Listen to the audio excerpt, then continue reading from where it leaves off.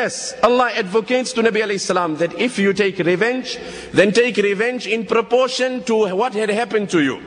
However, if you overlook and you forgive, then that is even better for you. But you, O Nabi of Allah, without choice, you have to forgive. Given the fact that you're a role model, brothers, I was speaking about fame.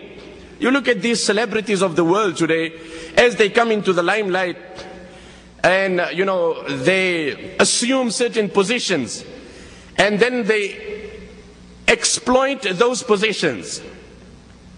Look at the opportunity that Allah affords to His Nabi, where he enters into Mecca as the conqueror of Mecca. And I will relate to the youth in particular in the life of Nabi alayhi salam. When he enters into Mecca as the conqueror of Mecca, what a position Allah endows him with, but he humbles himself so much that he doesn't even lift his gaze. He attributes it totally to Allah. Alhamdulillahi alladhi anjaza wa'ada wa nasara abda wa hazama al-ahzaba wahda. All praise belongs to Allah who brought this day of victory by himself. All praise belongs to Allah who defeated all the armies by himself. He then comes to the Kaaba, performs salam, makes the ritual circumambulation, gathers his Sahaba, gathers the Meccans.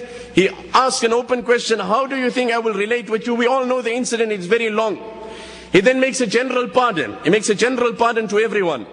And then he issues a decree that there are certain elements of evil, that wherever you see them, behead them. There are certain elements of evil, wherever you see them, behead them. The likes of Abdullah ibn Khatal, the incident of him is also very unique. He had accepted Islam, and after accepting Islam, the Nabi of Allah had sent him in a particular place to go and collect some wealth, the taxes of the people, and with him he took a slave with him. He told the slave, you prepare the food and I will come back. When he went to collect the taxes, in the interim the slave fell off to sleep. When he returned and he found that the slave was sleeping and the food was not prepared, like Sayyidina Ali radiallahu anhu used to say, ittaqu sharifa idha ja'a. Fear a noble man when he is hungry, wallahi he loses his nobility. What did Sayyidina Ali radiallahu anhu say? Fear a noble man when he is hungry, wallahi he loses his nobility. In a fit of anger, he killed this man.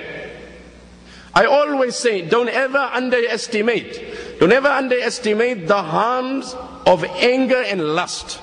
When a man, today our society is driven by lust.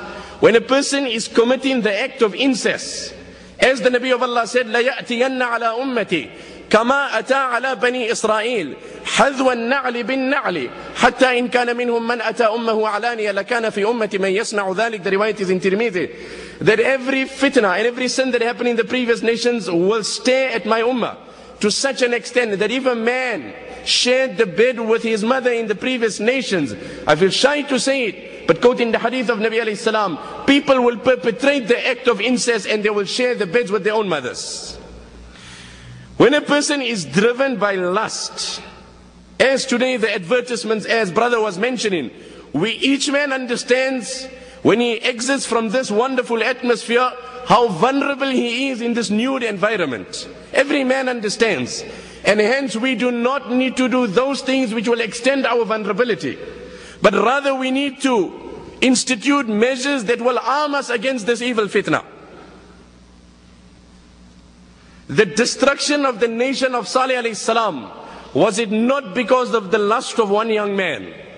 Don't underestimate that lust when it hits you. Sayyidina Abu Huraira in the latter part of his life, who narrates 5,374 ahadith, daily he used to make the dua, oh Allah save me from zina. Someone told him, لَقَدْ صَحِبْتَ رَسُولَ اللَّهِ. Oh Abu Huraira, you sat in the noble company of Rasulullah sallallahu alayhi wasallam. Yet daily you still feel the need of making dua to Allah that He must save you from zina. What an answer he gave. He said, how can I feel myself safe against zina as long as the devil is alive? As long as the devil is alive, I cannot consider myself immune. But nonetheless, let me just touch on this while I have just briefly mentioned it. In the nation of Salih alayhi salam, we know they came to him and they asked him that if you are the true prophet of Allah, then let Allah Ta'ala cause a pregnant she-camel to emerge from this mountain. In kunta sadiqa fa akhrij lana min hadha al-jabal naqatan hamila. And he makes dua to Allah and the mountain splits. and the animal comes out. But of course this camel was the camel of Allah, and it enjoyed the privilege of being termed as Naqatullah, the camel of Allah. This camel used to consume water in a large volume. This camel used to consume water in a large volume and large quantity. So after a period of time, they came to Salih alayhi salam and they said, perhaps if you could arrange that one day the camel will drink water and one day the other animals of our town and our locality will drink, by doing so at least, we will be able to regulate it. He agreed, and he said one day the camel will drink water and one day the other animals will drink. And he warned them that وَلَا تَمَسُّوهَا بِسُوءٍ فَيَأْخُذَكُمْ عَذَابٌ أَلِيمٌ. وَلَا تَمَسُّوهَا بِسُوءٍ. Do not ever stretch an evil hand towards this camel, because this camel has come on your request. There was a woman who had many animals there, and she was really, being harassed, and she felt threatened by the presence of this camel. But she was an, immoral, unchaste woman. There was a man by the name of Quddar bin Salif, a young boy. Again, I was saying, don't ever underestimate how evil that lust can be. A person is blinded. This person came to this evil, immoral woman and he says that I intend committing the act of zina with you. She said, there's only one way that I will hand myself over to you, is that if you kill that animal, by virtue of which my animals can enjoy freedom, then I will present myself to you and you can enjoy me. Salih alayhi salatu wasalam warned them that do not interfere with this animal. But as I mentioned, this man was blinded by lust. The Quran says, إِذٍ بَعَثَ أَشْقَاهَا. When the most wretched and the most wicked amongst them, overpowered by lust, stood up and advanced towards that camel. فَقَالَ لَهُمْ رَسُولُ اللَّهِ نَاقَةَ اللَّهِ. Again Salih alayhi salam warned him that beware, that is the camel of Allah, but to no avail. As a young boy, you warn him, you remind him. Arrogantly, the mentality is that freedom is my choice. And that is the significant difference between a youngster from an academic atmosphere and a young boy from an Islamic upbringing. The very difference, the very core difference between the two is that a young boy with Islamic outlook is constantly reminded, al-barakatu ma'a akabirikum, that constantly, communicate with your seniors, with your elders. And wherever you progress in life, oh my young boy, remember your parents and the seniors always remain senior to you. But on the contrary, another boy in a different atmosphere is made to believe that freedom is my right, it's my democratic right. I will announce it, I will voice it, I will air it, I will express it. Man felt that, fidelity, which Islam stresses, was infringing on his freedom. And he was at liberty to enjoy the woman of his choice for the duration that he enjoys. It is because of this very thing, in the name of the pandemic of AIDS, that has claimed the lives of thousands of people.